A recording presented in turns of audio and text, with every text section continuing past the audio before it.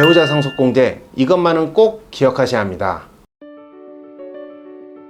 안녕하십니까. 더 스마트 상속 법무법인 태승의 이유리 변호사입니다. 오늘은 상속세 절세 혜택 중에 하나인 배우자 공제 제도에 대해서 자세히 알아보도록 하겠습니다. 배우자 상속공제는 돌아가신 망인께서 배우자를 남겨두고 돌아가시는 경우에 일정한 공제를 인정해 주는 것인데요. 그 취지는 망인과 공동으로 형성한 재산에 대한 기여를 인정해서 남은 배우자의 안정적인 여성에 대한 생활을 보장하기 위한 것이라고 할 수 있겠습니다. 주의할 점은 여기서 배우자란 우리 민법상 법률혼만을 의미합니다. 즉 사실혼 배우자가 있다고 하여 배우자 공제를 인정받을 수는 없고요. 오직 법률상의 배우자가 있는 경우에만 배우자 공제가 인정되고 있습니다. 배우자 공제는 최소 5억에서 30억까지 가능합니다. 여기서 주의하실 점은 배우자 공제가 최대 30억까지 된다고 해서 배우자가 상속재산을 받는다면 30억이 무조건 공제되는 게 아닌가, 이렇게 오해하시는 경우가 많습니다.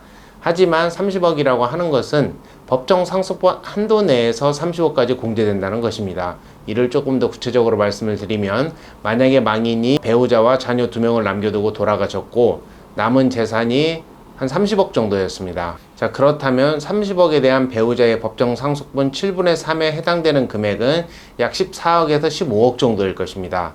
따라서 배우자한테 법정 상속분인 14억에서 15억 정도를 상속받게 한다면 그 경우에는 배우자 공제를 14억에서 15억까지 인정을 해주는 것이고요. 배우자가 남은 재산 30억을 모두 상속받게 한다고 해서 배우자 공제 30억이 모두 인정되는 건 아니라는 점을 유의하셔야 합니다.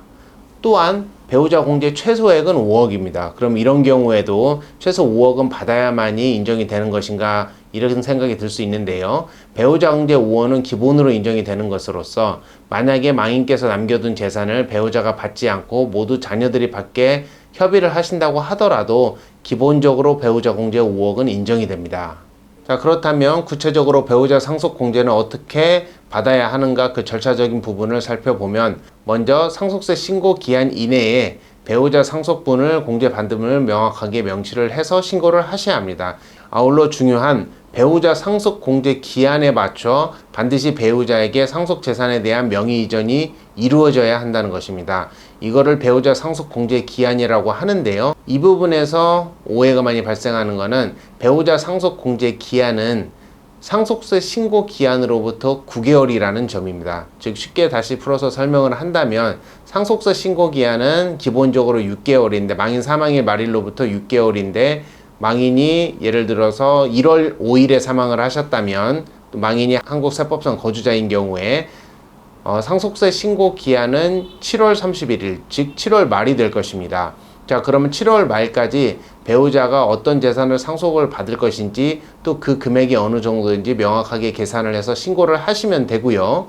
또 그때까지 만약에 배우자 명의로 재산이 이전이 된 것까지 완료가 되면 아무 문제가 없습니다. 하지만 경우에 따라서 재산 명의 이전, 즉 등기까지 하기가 어려운 경우도 있을 수가 있기 때문에 우리 세법상 실제 배우자에게 재산 명의를 이전하는 것은 추가적인 기한을 보장을 하고 있습니다. 이를 배우자 상속공제 기한이라고 하는데요. 이 기한은 상속세 신고 기한으로부터 9개월입니다. 따라서 종전 사례에서 상속세 신고 기한인 7월 말이부터 9개월이 되는 시점, 즉 내년 4월 말까지 배우자 명의로 상속재산을 반드시 이전을 해야 한다는 것입니다. 그래서 이러한 배우자 상속공제 기한을 반드시 준수를 하셔야 하고요. 또 실무에서 많이 발생하고 있는 우려되는 점은 협의가 잘 되지 않아서 상속재산에 대한 재판이 진행되고 있는 경우입니다. 자, 그렇다면 상속재판 같은 경우에는 기본적으로는 1년 이상, 항고나 또는 재항고까지 이루어진다면은 수년 이상의 시간이 걸릴 수가 있습니다. 자, 그런데 앞서 설명드렸듯이 상속세 신고 기한과 배우자 상속공제 기한을 합산을 하면 결국 15개월인데요. 만약에 상속재판을 진행하다 보면 15개월을 지나는 경우가 훨씬 많을 것입니다. 자, 그렇다면은 상속분에 대한 다툼으로 인해서 배우자 상속공제를 온전하게 받지 못하는 문제점이 발생할 수가 있는데, 우리 상증법에는 이러한 경우 상속회복 청구나 상속재산 분할 심판 등 상속재산 분할을 완료할 수 없는 그런 특정한 사유가 있는 경우에 이러한 것 등을 사전에 세무서에 신고를 해둔 경우라면 심판 확정일로부터 6개월 이내에 배우자 명의로 재산 이전을 하는 것까지 기한 유예를 허용해주고 있습니다.